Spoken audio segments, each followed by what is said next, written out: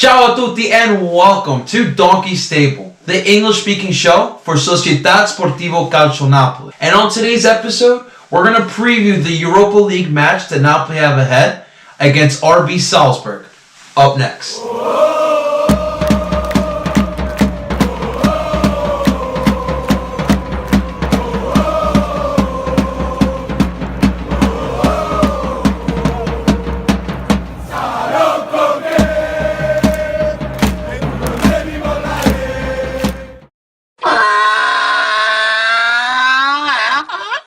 After Napoli's disappointing weekend, losing to Juventus on Sunday in the São Paulo, Napoli turned their attention to Europa League, where they have a great shot of winning a trophy. And this next opponent is no walk in the park. RB Salzburg, the kings of Austria.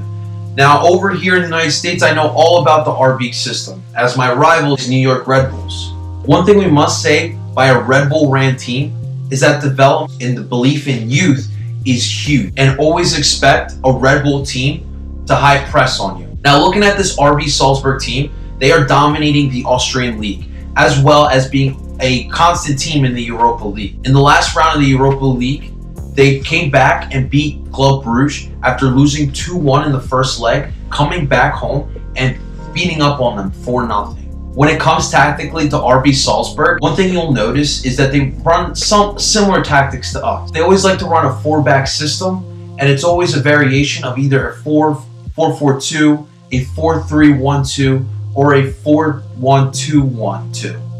Could be a little confusing, but the main thing that we have to look at is they love their fullbacks to move up and down the flank. And they always love to be tight up in the center, as they love attacking up through the center of the pitch. And they pride themselves on winning the battle in the midfield. One player that really caught my eye on RB Salzburg is the 20-year-old Zambian international, Patson Daka. His size, speed, and awareness of positioning on the pitch really impressed me. And he had a big game in that second leg against Club Brugge. As far as the tactics for Napoli, I believe we will continue seeing the same thing for our Partenope.